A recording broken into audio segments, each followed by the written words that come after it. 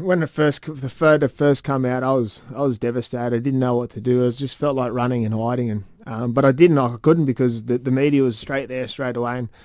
And Denny Wadler come straight over to Cronulla, and we done the interview straight away. And at the time, I didn't think that it was all going to come crashing down. I'd sat down, like I said in the book, I'd sat down with Steve Noyce, and he gave me his word that it wasn't going to end that way. And I don't know what happened in that next 24 hours, that it just went from up and then just crashed down, and then it was gone. And I guess I sort of packed up and went straight to France. If I look back on it now, I wish I stayed and fought and done things that I guess what other players have done the courses and stuff, and sort of stayed around the NRL and asking questions of how I do it instead of packing up. And I think that was sort of what everyone thought was, well, he's just packed up and left again and going to earn good money and live in the south of France. So I guess that was sort of the platform all the time in my career. Was every time there was a stuff up, I always had a cushion of rugby league. So I never really dealt with it myself. But now I look back and I think I wish I actually sat down and dealt with it then, and then gave myself the best opportunity to bring the best player out of me instead of just packing up and leaving and going to play on another side of the world. Because you've just been compared to the best players in the league. You are such a gifted player.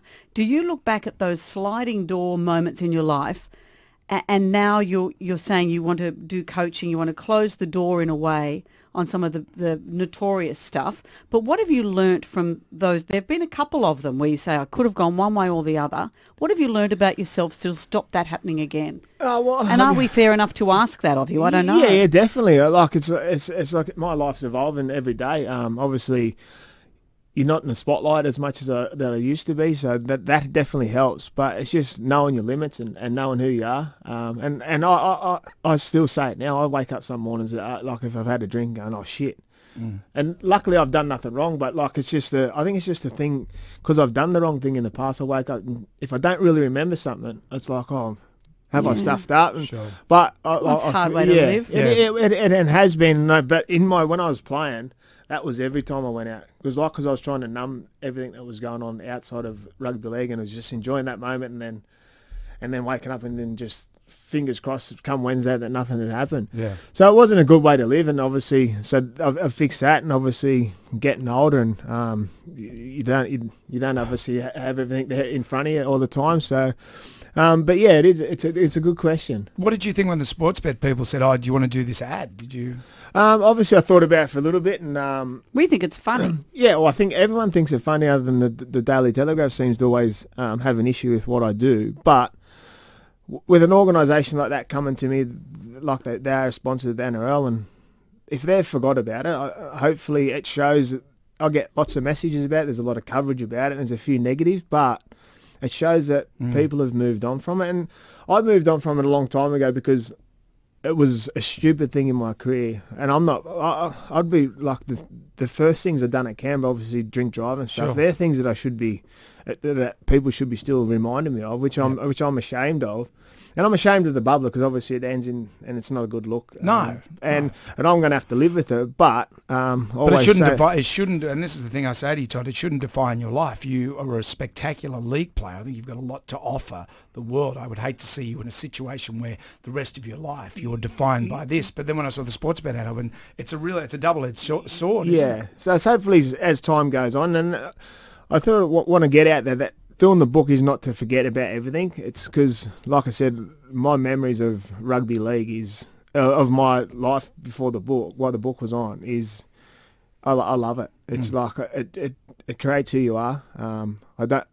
I say everything happens for a reason, and it makes you stronger. It's like it was meant to happen in some parts, and you sometimes go, why me? But I'm happy for it, and I'm happy to move forward and talk about it and get it out there so I can continue to move forward. Good. And that's what it's about, isn't it? It's about owning your mistakes. We can all learn from that, and that's the lesson you want every player to know, every human to know. You make a mistake, you own it, and you move forward. Yeah, well, and there's some things in the book that there was not the truth out there about. Obviously, the thing in Canberra with Steve Irwin, and me and Steve don't talk now, and I was obviously devastated for him to lose his contract over my wrongdoing, and it sort of because we both parted ways at that time, and to get the truth out there about that ate at me, because people did know the truth, but obviously at the time the club didn't want it to come out that way because it didn't look good in my favour. So it's good to get little things like that out there. I can rest easily about it and know that the truth's out there. And good. And then obviously there's going to be people saying, "Oh, well, you're not telling the truth." Everything. Well, I'm not going to incriminate myself for things that like. Sure.